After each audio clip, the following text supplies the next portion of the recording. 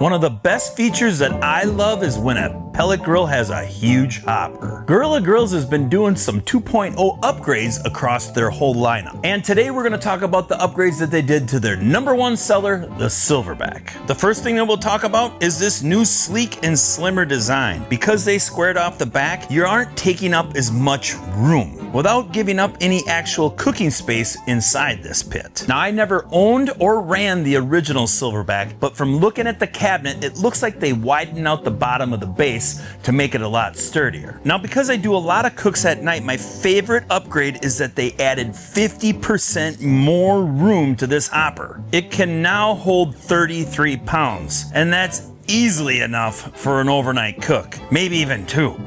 But hands down, their biggest new upgrade to the Silverback is that they added the Alpha Connect 2.0 controller, which now is going to give you either a PID setting, which is going to read and react, or what they call their Pro setting, and that's going to generate just a tad more smoke. And I'll talk a little bit more about the controller later in the video when I was actually testing it out. Now, one thing about their new 2.0 upgrade is that they didn't completely change everything. Yes, on the back it's a more sleeker design, but they still have your regular chimney and a cap. Now, some of you that have been following us for a long time might be thinking, hey, you just reviewed that grill. Well, no, that was actually a Z Grills, but the one thing that I'll say about the Silverback, it is built a lot beefier than that Z Grills model that looks very similar. And I mean a lot beefier.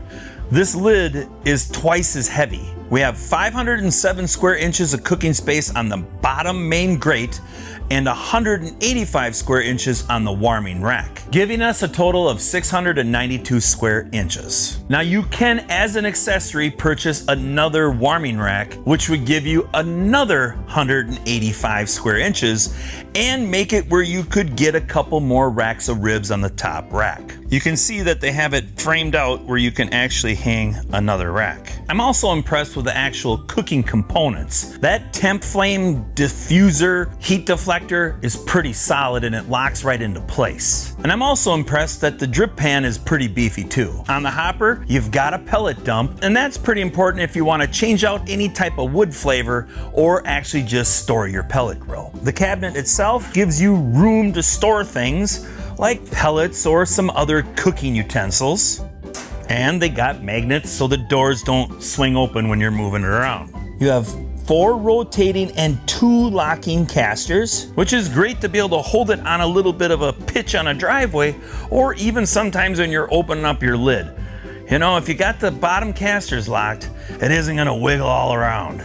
You have your standard grease management system with a pail, but the nice thing is this little hook, it will make it so that this grease pail doesn't fall off that easy. You really gotta force it up to actually get it off.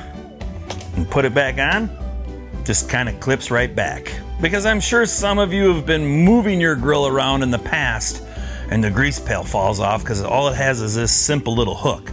This one should be able to hold it, even if you're kind of going over some bumps. Now let's talk about this new Alpha Connect 2.0 controller. I mean, it's pretty easy, you just press the power button, but here's one thing that I don't really like. Now, connecting the Wi-Fi was really simple. It was nothing to it. It only took a couple minutes and bam, it was connected. But every single time you turn the controller on, you have to decide, well, am I gonna reconnect the Wi-Fi? Then I gotta hold this button. If not, if I wanna start it, I gotta hold the power down for 5 seconds.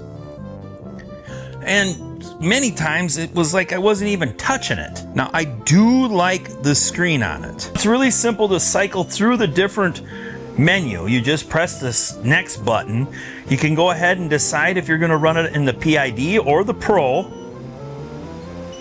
And you can set some timers. But I think it's a lot easier just to do it inside the app. We're gonna power it down. And it's gonna take 15 minutes to power down, pretty much no matter how hot you're running or how long you've ran it. I'm not really worried about it now. We're just gonna unplug it. Another upgrade to the Silverback is now it has 2 probe ports and they send you 2 probes. And that's awesome. I can't stand when a controller has 2 or 4 probe ports, but they send you half the amount of probes that it can handle. I just wish every single brand out there would send you the probes that you need right out of the gate. Yay, 2 probe ports and 2 probes. Let's get to work. Now, I did read a little bit where some people were having issues where the controller was actually running a lot hotter than what they actually set the controller at. What I noticed on this unit is that during the startup, it ran about 20-25 degrees hotter, but eventually it was starting to come down to the actual temperature that I set it at. But if you go ahead and look into this a little deeper, at least on that Pro setting, there is some adjustments that you can do to maybe hone in those temperatures a little better. Now, for the first actual temperature test that I did on the Silverback, I wanted to see if there was any temperature differences from left to right. So I took 3 probes and I put one on the far left, one right above the fire pot, and one on the far right. And the temperatures that I got, I would say that they were pretty dang good. Pretty much left and right were spot on, and it was about 10 degrees hotter right above the fire pot. And honestly, that's pretty impressive because on a lot of pellet grills that I've ran,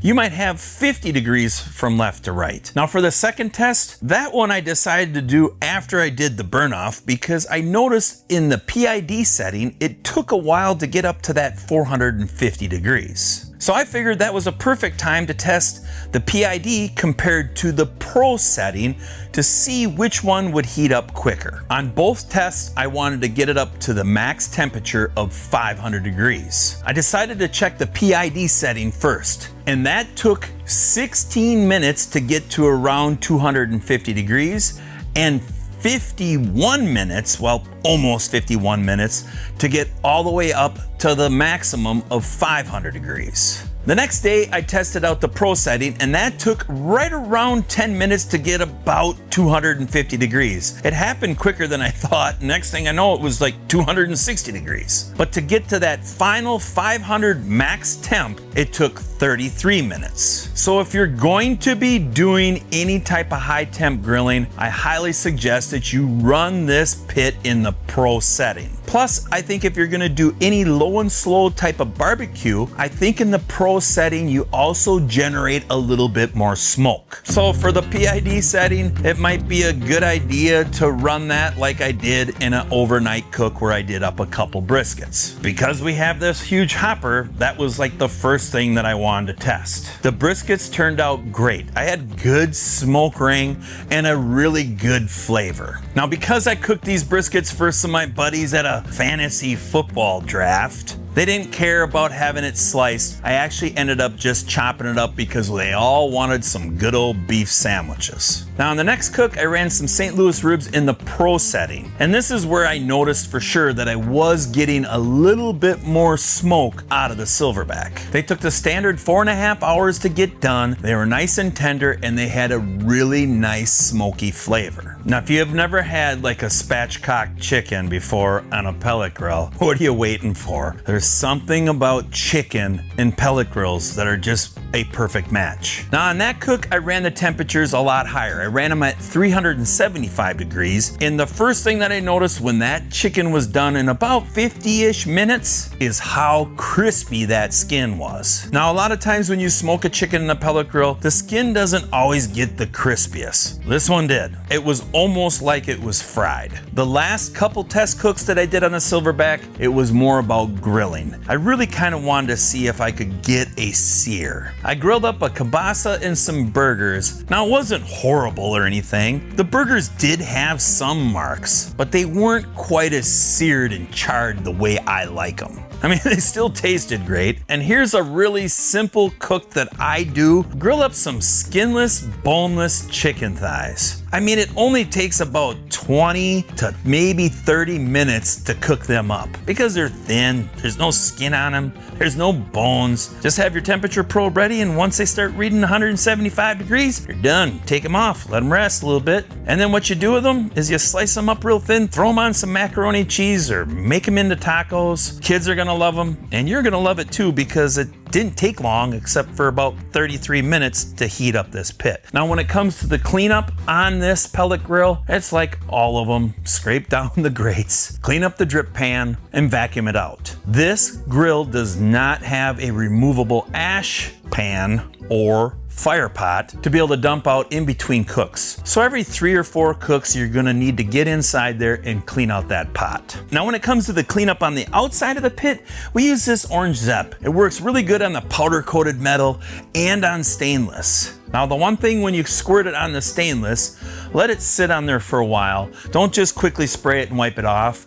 Let it kind of do its magic and it will take off any of that patina. Now I know a lot of you out there are wondering what my opinion is on the Silverback. Well, I never ran the original Silverback, so from running this one, I think it's pretty good. It certainly is reliable. The temperatures were very stable through every single cook. The build quality is pretty durable. It weighs 170 pounds, which is pretty good for a 600 and some square inch pellet grill. Now, if you've been following me long enough, you know that I love it because it has 4 rotating and 2 locking casters. I mean, it's simple to move around. I don't have to worry about anything. I don't have to pick anything up. I just push it. I really like the app and the controller. The only thing that I don't like is that you have to hold the power button again for 5 seconds to get the controller to actually do what it's supposed to do. Probably the biggest thing that a lot of you are gonna like is that once my youngest son saw it, he says that's 7 steps to put together. It's nothing to it. I'll do it. I don't have to wait for my brother to get home from the gym. So I actually kind of helped out during the assembly. I didn't sweat one bit. And it was like less than 45 minutes and he had that thing put together. The only drawback that I see on the Silverback is if you plan to do a lot of grilling, this probably isn't the option for you. You might want to look at the Weber Searwood because that is kind of a jack of all trades. But if you're really just looking at smoking up ribs,